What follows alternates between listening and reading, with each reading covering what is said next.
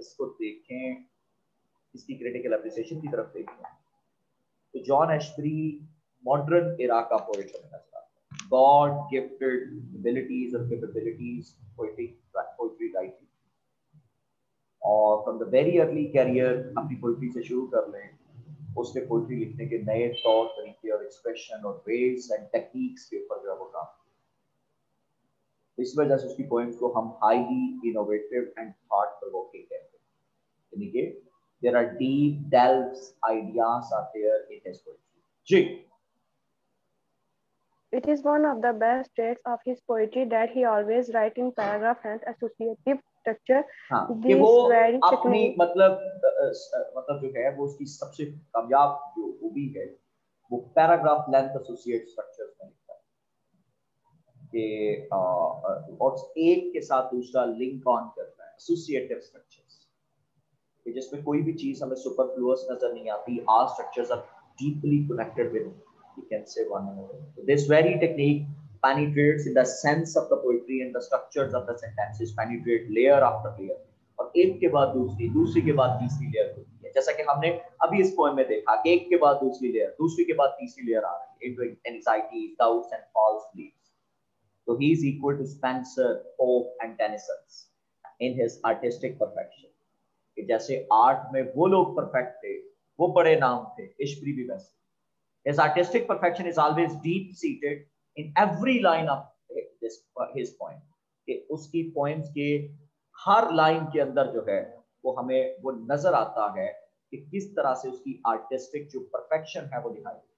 In addition to it, there are also two main traits of exactness and directness in his poetry. Exactness भी है और directness भी, मतलब जो बात क्लियरली बगैर मतलब जो है वो एम्बिगुइटी की वो करता है, so he becomes master in his fluency of expression, and no other poet is equal in his simplicity of diction. बिल्कुल colloquial diction, plain diction के साथ वो चीजें हमें समझाता है, so he always writes so simply that an average reader can easily understand the real feelings and emotions of his personality.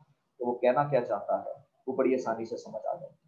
So he is no moralist, कोई अहलाकी सबक नहीं है, and conceives the art for its own sake. The best art is for the sake of art. ये उसका perception है.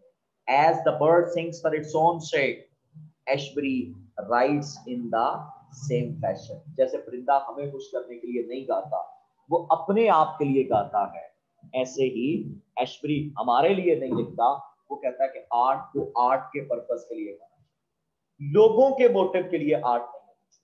जी, The painter is the most representative of Ashbery literary art, and it is a key of understanding Ashbery both as an poet and artist. The poem breaks down the traditional and orthodox restrictions on the art led by the classics and want to steal the essence of art. हाँ, कि poem जो है वो उन breaks down the restrictions and orthodox restrictions, traditional and orthodox, जो एक तरह की मतलब पाबंदियां हैं on art, और ये क्लासिसिस्ट लगाते हैं, ट्रेजेडी ऐसी होनी चाहिए जनाब, एपिक ऐसी होनी चाहिए, एक मतलब सोनेट ऐसा होना चाहिए, तो ये जो रिस्ट्रिक्शंस हैं जिससे आर्ट कंप्रोमाइज होती है, let the artist to have new experiments, उसको नए एक्सपेरिमेंट करने देने चाहिए ताकि इनोवेटिव आइडियाज और इनोवेटिव अप्रोचेस जो है वो आर्ट एंड लिटरेचर के अंदर नजर आती है। जी, it is considered as the mouthpiece of the poet uses a persona to reveal his poetic art. The poem is fully representative of Ashbery poetry. The poet uses cinematic लिहाजा हम लोग ये देखते हैं कि the poem is fully representative, कि ये पूरी तरह से हमें जो है वो नजर आती है एशबरी की जो है वो एशबरी की पोइट्री की, और it is considered as the mouthpiece of the poet, uses a persona to reveal his poetic urge, कि जहाँ पे वो एक persona इस्तेमाल करता है पेंटर को ताकि वो अपनी poetic urge दिखा सके. The poet uses cinematic images in the poem to make it as dynamic and visual as possible. The poem is sketched with orthodoxical as well as innovative artistic techniques and subjects. Orthodoxical mind क्या कहता है, Orthodox लोग क्या कहते हैं, और innovative artistic techniques जो है वो क्या कहते हैं। In terms of time and place the poem appears to be के जो पोएम जो है appears to be set somewhere relatively modern. The language used is part of typical vernacular in England. के जो इंग्लैंड की जो टिपिकल वर्नाकुलर है, जो आम मतलब जो जुबान है जो इस्तेमाल हुई है, वो उसने इस पोएम के अंदर इस्तेमाल करने की कोशिश की जी। The Painter is a curious poem with many different layers of meaning to unwrap and unravel, and one that cannot simply be read without approaching these levels of comprehension, हाँ, almost to तो मतलब आप understand. Layer दर layer इसमें से मतलब निकालते हैं, और क्या है कि वो बात करता है कि that one can't simply be read without approaching these level of comprehension, almost too abstract to understand on any one layer, कि किसी एक लेयर को clearly understand करना बहुत मुश्किल है। This was an entirely deliberate act on the author's part, using form, style and language to allow multiple interpretation of the poem. आप इस पोएम की कई मतलब जो है कर सकते हैं। Comment on nature and humanity, ये प्रेशर जो हमें पेंटर पर दिखाया गया, तो ये तो हमारे इर्द गिर्द भी हमें नजर आता है। शादी ब्याह के मामला पर भी हमें ये प्रेशर नजर आता है कि जब भी कोई इनोवेशन करने की कोशिश की जाती है, माशरा लोग क्या कहेंगे, सोशल प्रेशर हमारे ऊपर मौजूद होता है। Comment on the production of art, comment on the idealisation of artist. Ashbery's interest in painting led him to write this poem. खुद ये पेंटर बनना चाहता था, जिसकी वजह से कहा जाता है कि उसने ये पोएम लिखी। He uses painter as a persona to present before us his conception of poetry, कि poetry कैसी होनी चाहिए। The painter, like Ashbery, is innovator and wants to capture the vitality of life rather than mere surface transmitted beauty of the same, कि वो सिर्फ surface पर वो नहीं दिखाना चाहता, बल्कि वो रियल वाइटैलिटी जो स्पिरिट है उसके पीछे, वो एक्चुअली हमारे साथ शेयर करना चाहता। जी बेटा। The poem opens with the statement of a painter who is up and ready to portray the sea. Its theme gradually develops from the surrealistic movement, surrealism जो एब्स्ट्रैक्ट आर्ट है, जैसे painting की जाती है और एब्स्ट्रैक्ट पेंटिंग की तरह ये हमारे सामने निकलता है। From the surrealistic movement which originated after World War I and Dadaism, ये उस दौर की मूवमेंट है जहां से मतलब ये जो है वो हमें नजर आता है, और ये उस दौर में था। It is a confrontation between conventional, static and traditional agents. ये मतलब Dadaism जो है, it's basically a confrontation. इसके दरमियान conventional, static and traditional agents with innovators, कि वो चाहते थे चीजें जैसी जिस पेस के साथ चल रही हैं चलने दी जाए, नया आइडिया जिद्दत पसंदी ना लाई जाए, with innovators, inventors and experimentalists. अब दो स्कूल ऑफ थॉट थे, एक मतलब जो चाहता था इनोवेटर किया जाए, इन्वेंट किया जाए और एक्सपेरिमेंट्स किए जाए आर्ट के अंदर, जबकि दूसरे ये कहते थे कन्वेंशनल, स्टैटिक और ट्रेडिशनल जो है वो चला जाए। द पोएट और painter stand as a bridge between the two, वो इन दोनों के दरमियान है, कि वो पास्ट और प्रेजेंट जो आगे तब्दीलियां वो उनके दरमियान एक ब्रिज बनना चाहते हैं। He paints like the silent prayer of a child, वो पेंट करना चाहता है जैसे बच्चे की खामोश दुआ हो, which flourishes through motion only without any sense of spiritual action। बच्चा अपने सिर्फ लब हिला रहा हो, उसको उसकी जो स्पिरिचुअल जो है उसका अंदाजा नहीं है। The poet wants to explore the undiscovered depths of life, वो undiscovered जो अभी तक किसी ने नहीं दिखाया वो दिखाना चाहता है।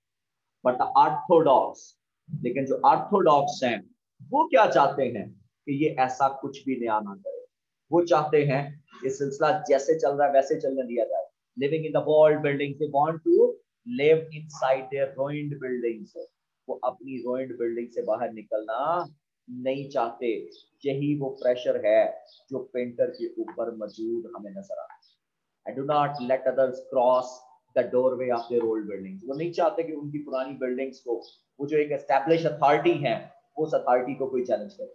As they want others to stick to the tradition of the old Adam, वो चाहते हैं कि जैसे हर कोई जो है वो पुराने सिस्टम के साथ, पुराने आइडियल के साथ, पुराने वैल्यूज के साथ जो है वो चिपका रहे।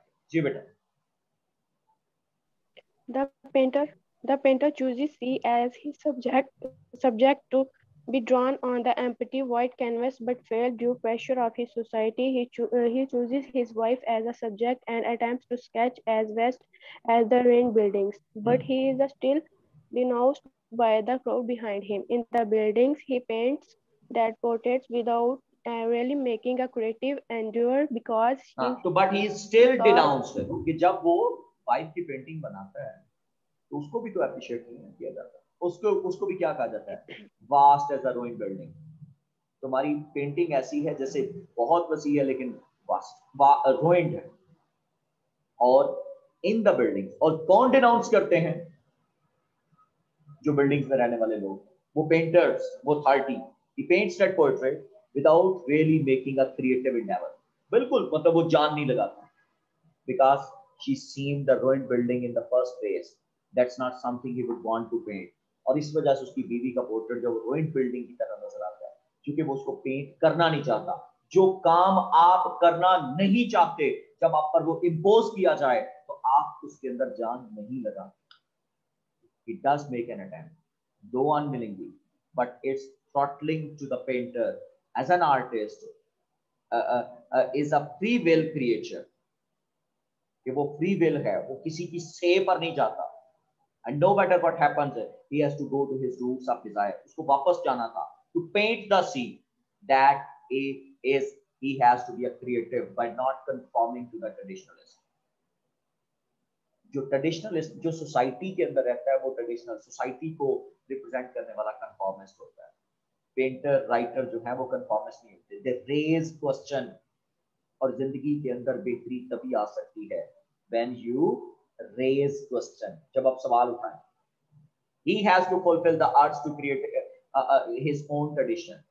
ये कहा जाता है कि वीकर जो स्ट्रॉन्गर हैं वो इन्वायरमेंट देते हैं, बनाते हैं, और वीकर उसमें एडजस्ट होता है। वो क्रिएटर बनना चाहता है। जो पेंटर है, जो आर्टिस्ट है, वो क्रिएटर होता है। और जो उस एनवायरनमेंट के अंदर रहता है वो क्रिएचर होता है। क्रिएटर गॉड की खसूसियत है, क्रिएचर महलूक की। वो चाहते हैं क्रिएचर बने, जबकि ये क्रिएटर बनना चाहता है, गॉड लाइक सेप्ट के साथ जाना चाहता है। जी। He desired to go back to the sea appears to be the only right thing to do.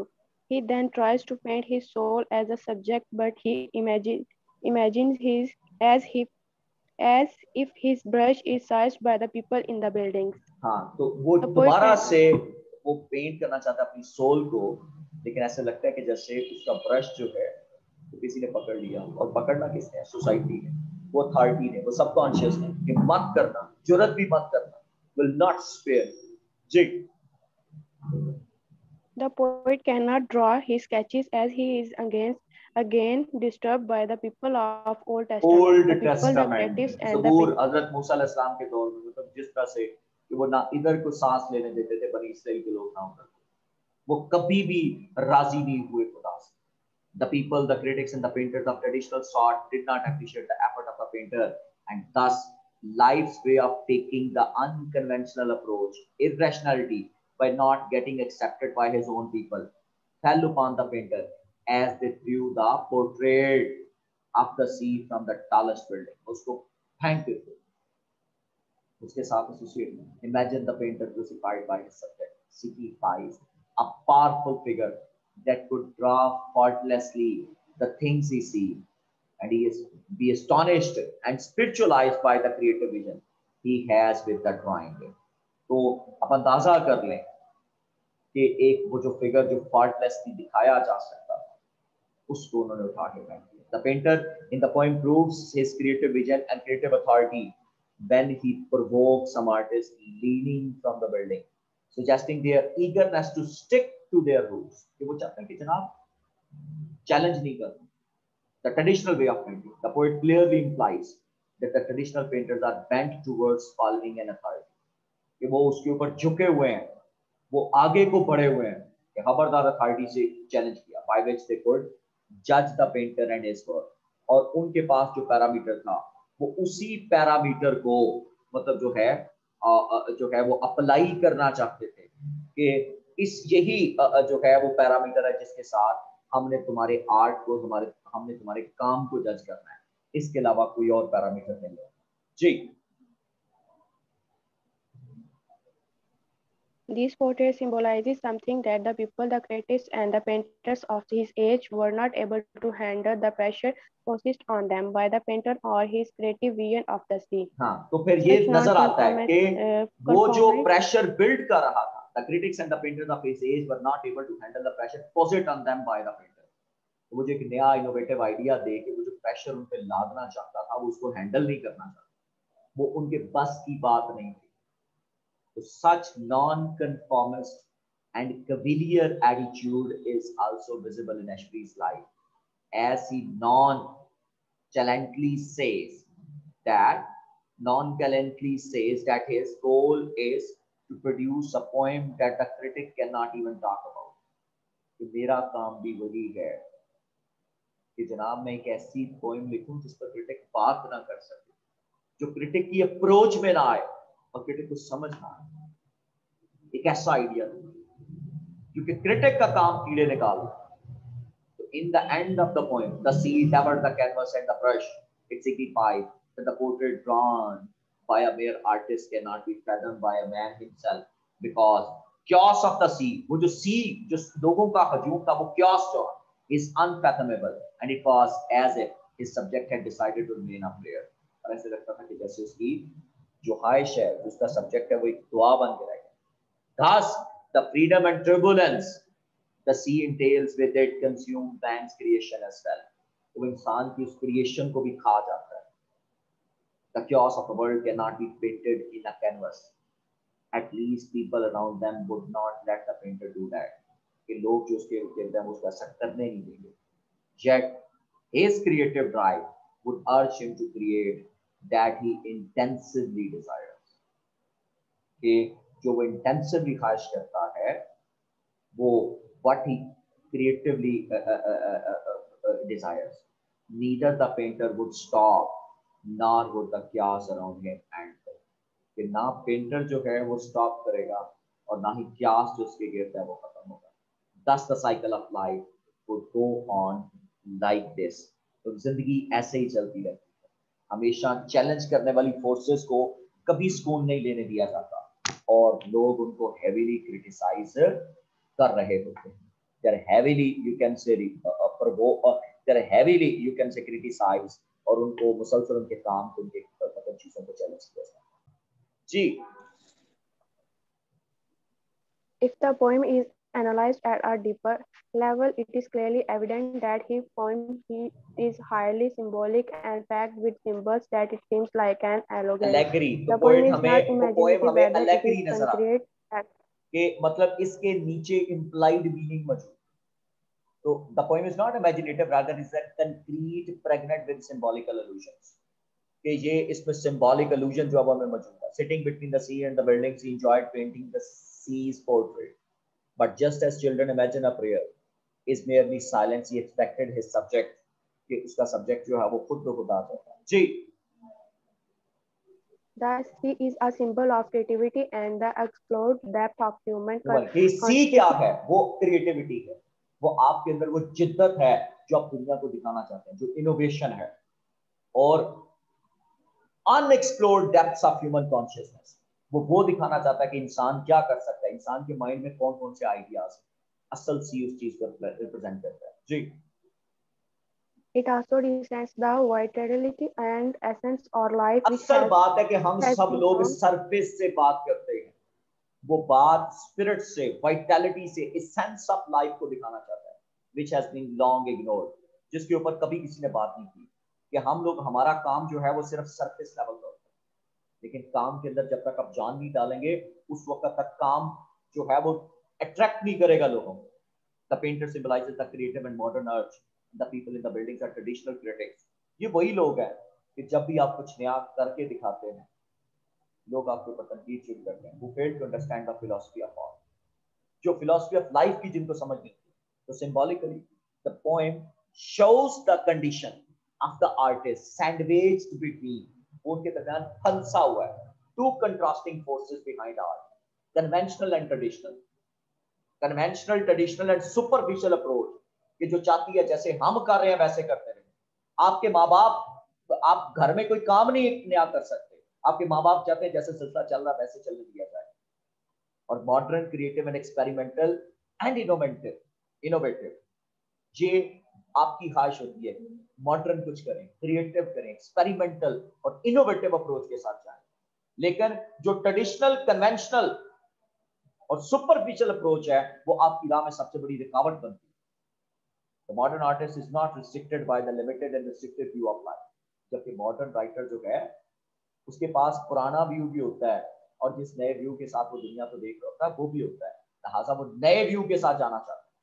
So he is the controller of his art and defines its parameters. कि वो art का controller है और वो उसके parameter design करता है। ये नहीं कि आज से 3000 साल पहले किसी ने बता दिया था कि आर्ट ये होता है। He believes that art is all powerful and vast and it cannot be conceived in traditional narrow thinking. कि आप इसको ट्रेडिशनल नैरो थिंकिंग के अंदर नहीं समझ सकते। His analogy is child's prayer is not analogy only, rather he presents a philosophy of art. कि आप हमेशा आर्ट में ये दुआ मांगे कि आपने किसी ला हासिल को हासिल करना है, और चाइल्ड प्रेयर में हमेशा उसी ला हासिल की दुआ मांगी जाती है। The artist should be reflective and start art like a prayer.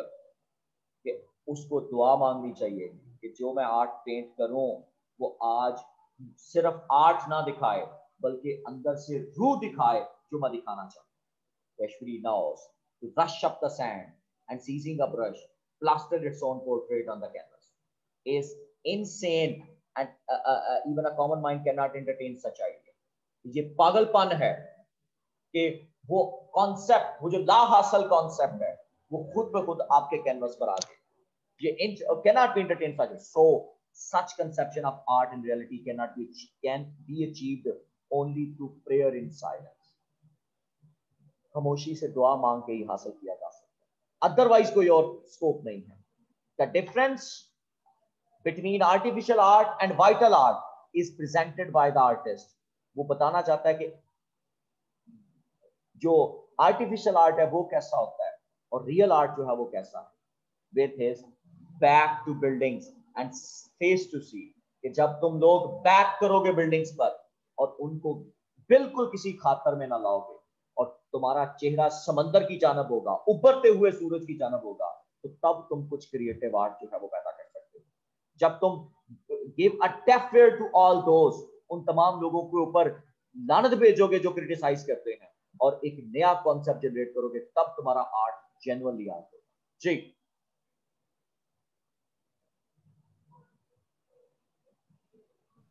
Objective art is difficult to attain, but it lacks realism and universality to the artist's masterpiece, and the objective art is not bound by the artist. बीवी का portrait बनाना subjective था, सी बनाना objective था। Objective art जब आप लिखते हो तो फिर उसको यूनिवर्सल होता है, उसका मैसेज तमाम दुनिया में आने वाले लोगों के लिए, एक जगह पर नहीं होता। And objective art is not bound by the artist, वो आर्टिस्ट तक महदूद नहीं होता। His consciousness and his artistic ability. So the painter meditated for a long, but nothing appeared on the canvas. The painter wanted either to paint objectively or nothing at all. वो चाहता था कि याद वो ऐसा पेंट करे कि जैसा मतलब ऑब्जेक्टिवली, जिसका मैसेज यूनिवर्सल हो, सब्जेक्टिवली नहीं, जब वो कुछ ना पेंट करे। He was an iconoclast. His representation of art must be perfect, otherwise he will be just another artist in the echoes of millions of artists. वरना अगर वो उन जैसा पेंट करता है तो वो बाकी लाखों आर्टिस्ट जैसा होगा जो पेंटिंग कर रहे हैं, लेकिन वो मोटिवलेस in the world. The people in the buildings were urging the artists to, in the buildings, वो बिल्डिंग्स के अंदर जो लोग थे were urging the artist कि क्या करे कि एक ऐसा छोटा मजमून पकड़ ले जो लेस मतलब जो है वो फ्यूरियस हो, जो इतना वास्ट ना हो, because they were the upholders of traditional art of subjectivity. उस सब्जेक्टिव आर्ट के हामिल थे कि जनाब जिसमें आपकी पसंद नापसंद शामिल है, जिसका मैसेज एक लिमिटेड सर्कल तक महदूद है। बीवी के साथ दिलचस्पी उसी को हो सकती थी जिसकी वो बीवी होगी, बाकी किसी को नहीं। लेकिन अगर समंदर पेंट करेगा तो वो सारी दुनिया के लिए वो दिलचस्पी का सबब, which was delimited by the artist's mind and couldn't survive in the limitless regions of the vast universe. So this is the reaction of the traditional artist to experimental nature of modern artist.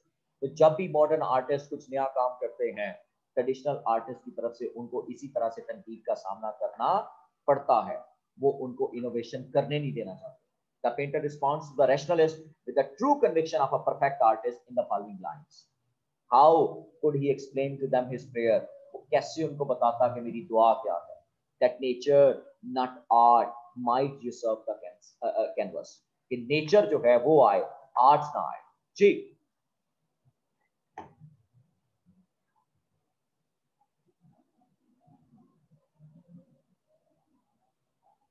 The painter's conception of art is the like painter that. conception of art is like that of a child's play, which is a direct relationship between the artist and the art, like that of a devote or to God. Devotee to God. ये बिल्कुल ऐसा है कि जैसे एक बंदा खुदा के सामने दुआ मांगता है, वो कहता है कि वो दुआ पूरी हो।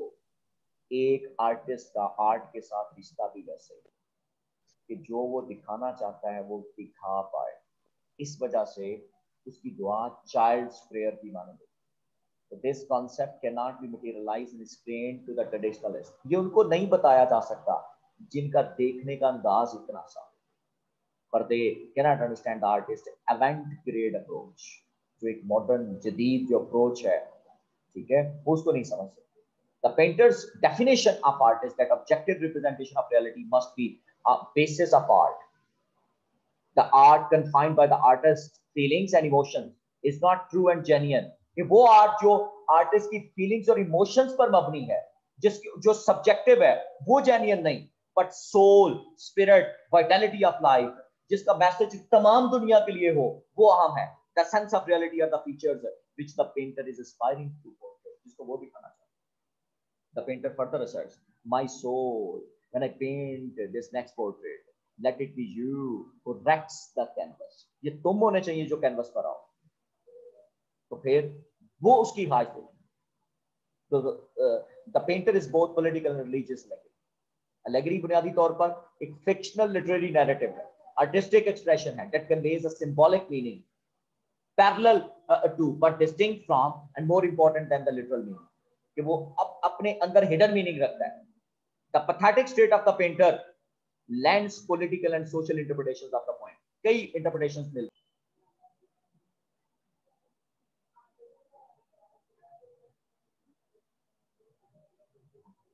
The Communist Manifesto, the Puritan Theocracy, the martial laws, Hitlerian and fascist authorities.